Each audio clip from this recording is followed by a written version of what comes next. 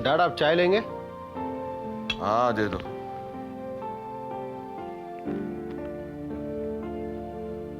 I am sorry dad, वो कल रात को मैं इंतजार नहीं कर पाया आपका।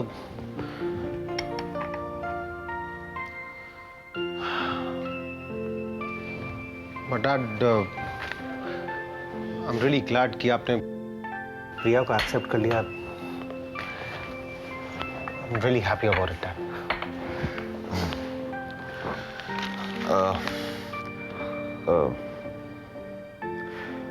बेटे आई टू आई एम ग्लैड ये जिस तरह से मल्होत्रा केस तुमने हैंडल किया। अभी तो कोटेशन भेजा है डैड, पास हो जाए तो फिर देखते हैं क्या होता है। बेटे मैं सोच रहा हूं कि अब इसके आगे इस केस को ईशान संभाल लेगा। क्यों? मैं क्यों नहीं संभाल सकता? Dad dad dad please dad. Dad देखिए, ये मेरा पहला प्रोजेक्ट होगा स्टार्ट टू फिनिश। आप कह रहे हैं Neeraj, I think I have something more important for you to do than business. Kajal, हाँ मैं सोच रहा हूं कि तुम और काजल कहीं बाहर चले जाओ। डैड इस हालत में कहाँ लेके जाऊं उसको, बताइए dad. As it is you know, उसको अभी तक लगता है कि मैं 2 साल पहले वाला नीरज हूं। वो डैड नहीं, क्या है, वो तैयार नहीं होगी डैड। वो आज एटलीस्ट आज मेरी रिस्पॉन्सिबिलिटी अपने सर पे लेने के लिए बिल्कुल तैयार ही नहीं है। नीरज बेटे, मैंने इस बारे में अच्छी तरह से सोचा है। सी फर्स्ट ऑफ ऑल तुम उसे ऐसी जगह ले जाओ जहां तुम पहले गए हो। That will help her. उसकी याददाश्त शायद वापस आ जाए, है ना। सेकेंडली, अगर वो मना करती है तो मैं सुधीर और सुनीति को तुम दोनों के साथ भेज दूंगा, फिर तो कोई प्रॉब्लम ही नहीं। लेकिन काजल से आप बात करेंगे? हाँ मैं करूंगा। और एक बात नीरज, कल सुधीर मुझे बता रहा था कि तुम्हें कोई फोन आया था काजल के एक्सीडेंट को लेकर। हाँ डैड, एक आदमी ने फोन किया था, नाम अपना बताया नहीं, उसने मिलने के लिए बुलाया था। इनफैक्ट मैं गया था उससे मिलने के लिए, लेकिन बात नहीं हो पाई।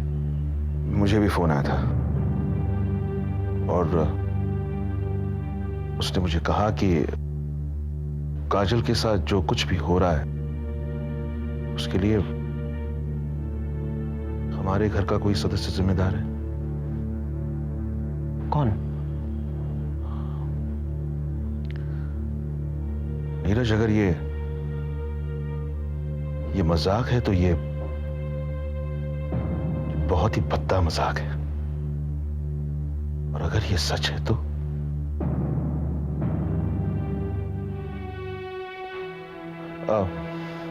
खैर तुम जाओ और जाने की तैयारी करो।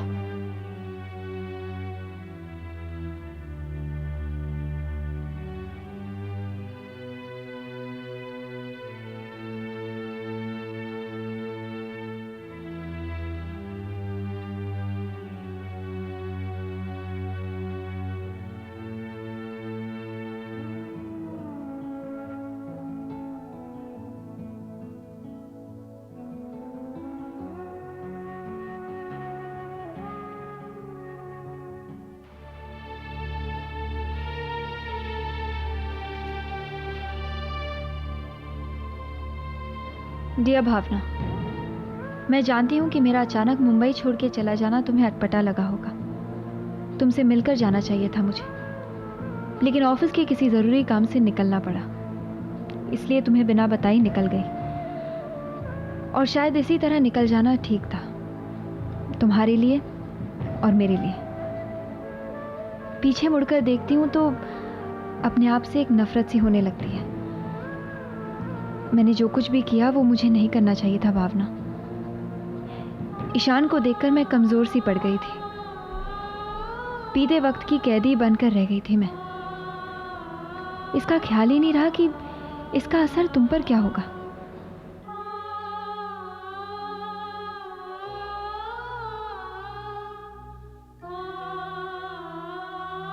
वक्त ने भी अजीब खेल खेला है हमारे साथ। मैं इस खेल में ईशान को जीतना चाहती थी, पर मेरी इस जीत में हम दोनों की हार होती। मैं जानती हूँ भावना कि मैंने तुम्हें बहुत दुख पहुंचाया है। हो सके तो मुझे माफ कर देना। सॉरी अनुराधा।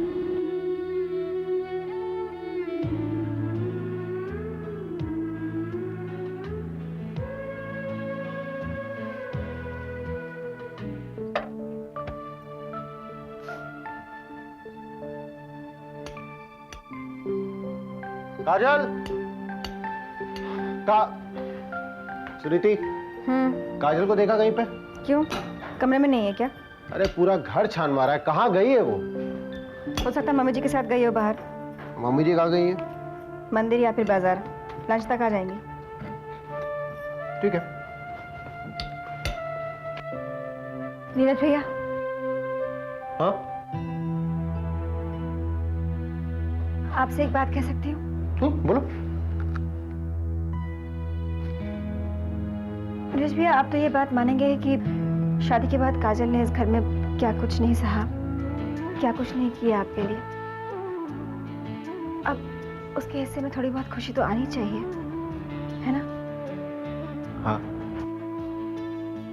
मुझे ये सब कहने का हक तो नहीं है, और मैं आपके और काजल के बीच दखल अंदाजी नहीं करना चाहती, लेकिन क्या करूं, मैं इसी घर में रहती हूँ ना, और मुझसे ये सब देखा नहीं जाता। नीरज भैया, आप प्लीज काजल के साथ ऐसा मत कीजिए। हाँ सुन रहा हूँ मैं।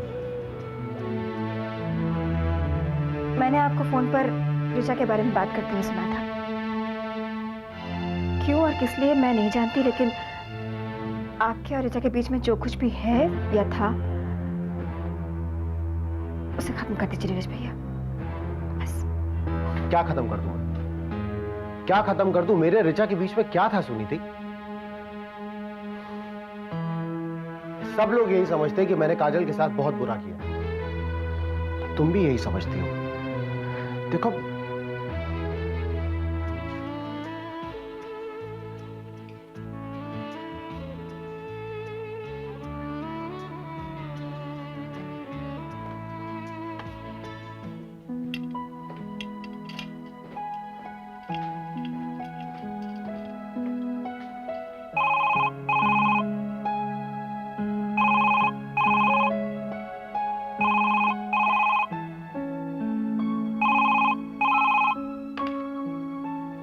हेलो। हेलो रेखा जी, मैं ऋचा। ऋचा, ऋचा तुम अभी तक यहाँ? अरे मैंने तो तुम्हें ये शहर छोड़कर जाने के लिए कहा था ना, तुम यहाँ क्या कर रही हो? चली जाऊंगी रेखा जी, मुझे भी पैसों की सख्त जरूरत है। पैसे पैसे पैसे? मैंने तुम्हें जरूरत से ज्यादा पैसे दिए ऋचा, अभी और कितने पैसे चाहिए तुम्हें? मैं आपके साथ बहस नहीं करना चाहती रेखा जी, मुझे अपने काम की कीमत चाहिए। अगर आप पैसे नहीं देंगी तो मजबूर होकर नीरज से पैसे मांगने पड़ेंगे, और फिर हो सकता है मैं भावुक होकर उसे सब कुछ बता दूं। अच्छा, तो अब तुम ब्लैकमेल पर उतर आई हो? हाँ, ब्लैकमेल? ब्लैकमेल जैसा शब्द आपको सूट नहीं करता है रेखा जी। बस अपने जमीर को अंदर दफन करने की कीमत मांग रही हूँ।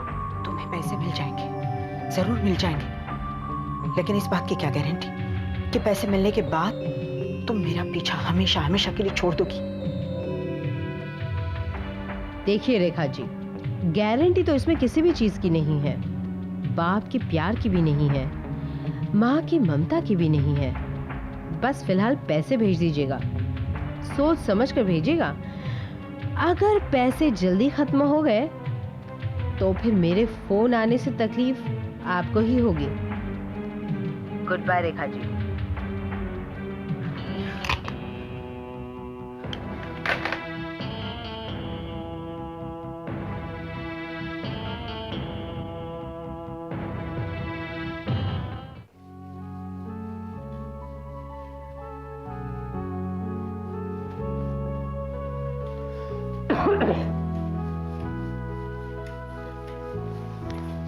Good morning. भावना, मेरे कपड़े जल्दी निकाल देना, आज ऑफिस में सब मीटिंग्स वगैरह मुझे देखना है। दादी हैं, ना नीरज भैया हैं, ना क्या बात है? What is this?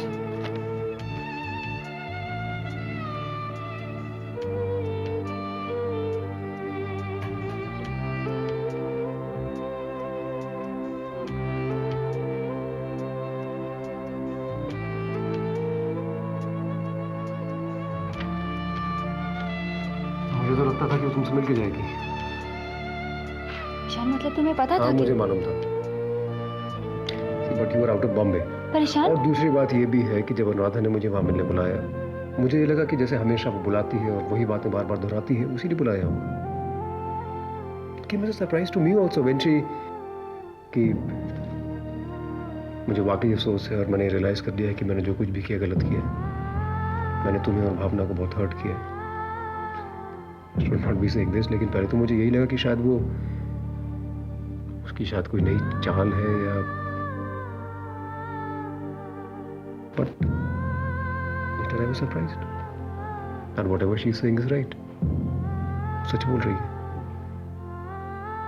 लेकिन ये मुझे बिल्कुल नहीं मालूम था कि वो इस तरह से इतनी जल्दी और बिना बताए चली जाएगी।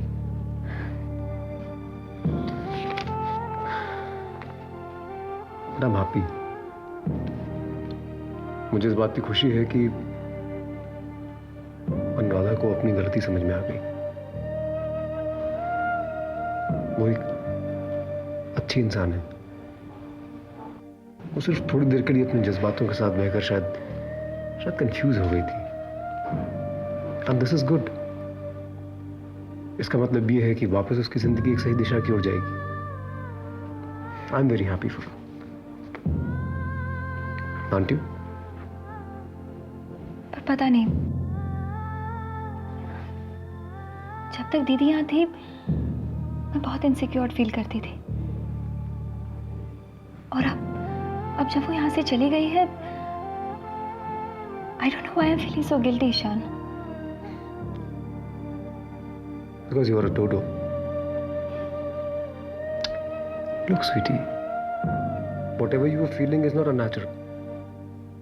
मेरा भाई या मेरी बहन, उसके साथ अगर ऐसा होगा तो क्या मुझे खुशी होगी? And we cannot exactly say that Anuradha बहुत खुश है। ठीक है, उसका जीवन एक अच्छी दिशा की ओर जा रहा है, but this is not exactly what anybody would have wanted for her life, right? But ये भी बात सही है कि प्रैक्टिकली यही सबसे अच्छा डिसीजन था, उसके लिए भी, हमारे लिए भी। So I don't see any reason why you should feel guilty, right? Come on, cheer up.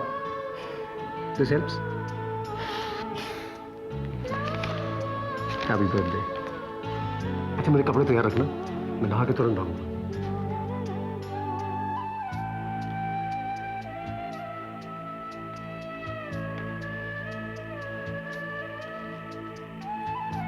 हाँ, हेलो।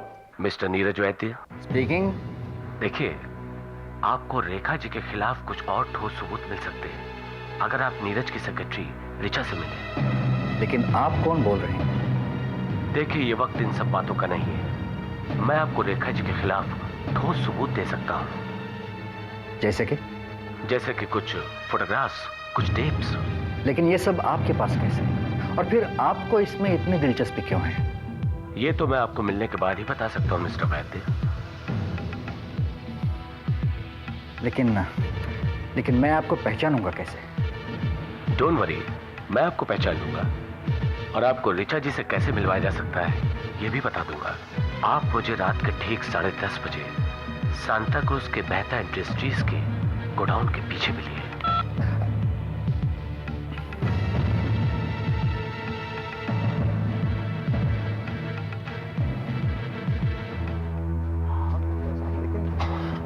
माँ, काजल कहाँ है?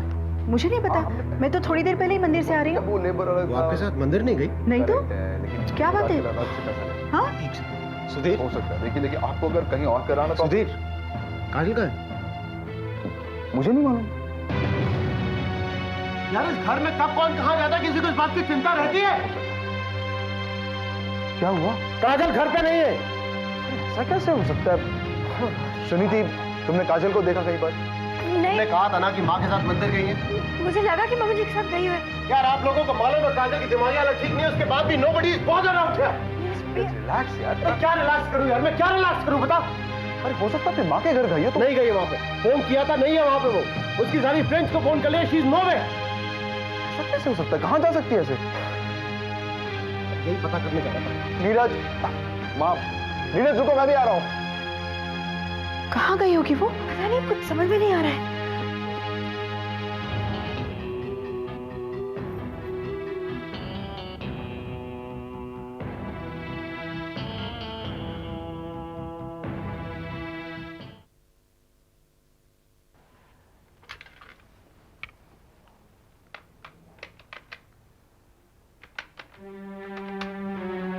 हेलो, मैं रेखा बोल रही हूँ।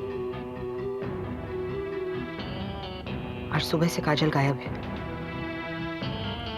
किसी को पता नहीं है कि वो कहाँ गई है। मुझे तो ये सब उसी की चाल लग रही है। दिन ब दिन ढोंग पर ढोंग किए जा रही है। आपको पता लगाना होगा कि वो कहाँ गई है। ये तो बहुत अच्छा मौका है। एक काम करते हैं, उसे ढूंढकर वहीं खत्म कर देते हैं, सारा टेंशन खत्म हो जाएगा। बेवकूफों जैसी बातें मत करो।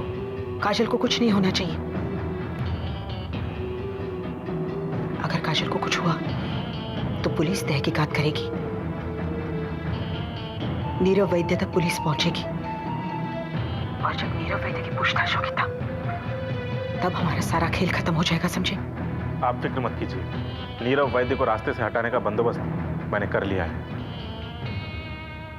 ये काम किसी भरोसे वाले आदमी पर सौंप दिया है ना? जी। काजल को कुछ नहीं होना चाहिए, यही हमारे लिए अच्छा है। आप काजल का पता लगाइए और पता लगते ही मुझे इन्फॉर्म करिए, ओके? ठीक है।